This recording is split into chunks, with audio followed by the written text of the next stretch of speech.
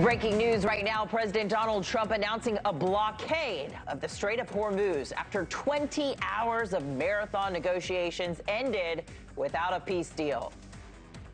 We're putting on a complete blockade.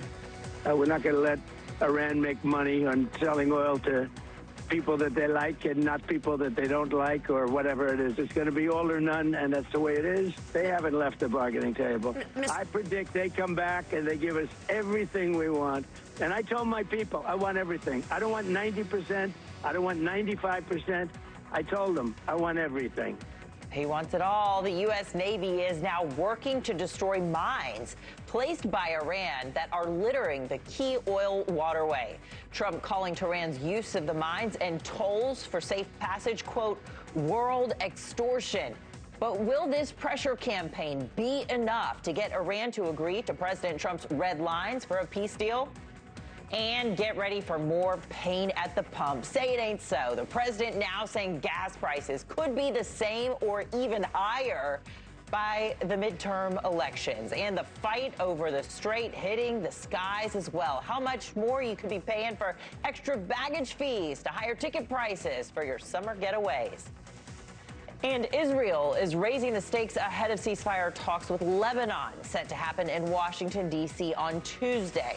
Prime Minister Benjamin Netanyahu doubling down on Israel's mission to wipe out the Iranian-backed terror group Hezbollah that operates out of Lebanon. Why these talks could be key to stopping an all-out regional war. We got a jam-packed show for you. Thank you so much for joining us this afternoon. I'm Anna Koyman. It's Sunday, April the 12th, 1 o'clock on the East Coast, and it's time for NewsNation Live. Now, NewsNation does have our teams covering all of your day's top stories. We've got Sarakshi Rai. She's standing by in our nation's capital, but we're going to begin first with international correspondent Robert Sherman live there in Tel Aviv. So, Robert, what are your sources telling you at this hour?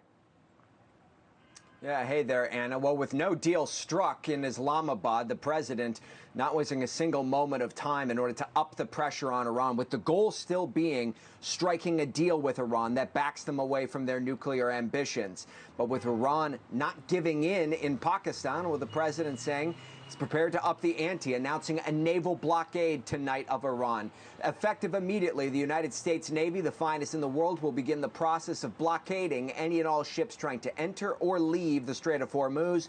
I have also instructed our Navy to seek and interdict every vessel in international waters that has paid a toll to Iran. No one who pays an illegal toll will have safe passage on the high seas.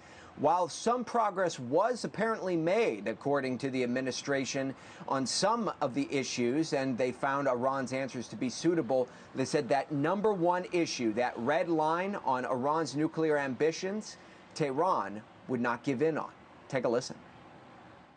But the simple fact is that we need to see an affirmative commitment that they will not seek a nuclear weapon, and they will not seek the tools that would enable them to quickly achieve a nuclear weapon. But again, we just could not get to a situation where the Iranians were willing to accept our terms. I think that we were quite flexible, we were quite accommodating. Iran says their biggest issue is trust, with their parliament speaker saying, my colleagues on the Iranian delegation raised forward-looking initiatives, but the opposing side ultimately failed to gain the trust of the Iranian delegation in this round of negotiations. And just a short while ago, the IRGC says if any naval ships approach the Strait of Hormuz, they will view it as a breach of the ceasefire. Anna?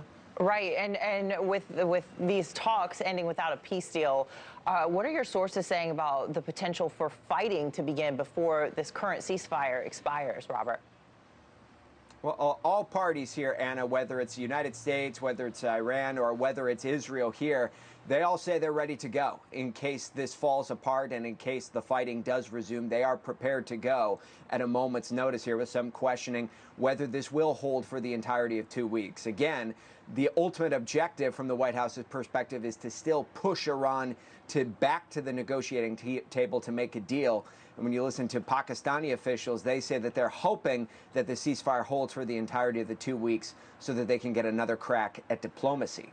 Anna? All right, NewsNation's Robert Sherman live for us there in Tel Aviv. Thank you so much. We're going to welcome. Thank you for watching. Subscribe below and download our NewsNation app right now on your phone, and you will get fact-based, unbiased news for all Americans.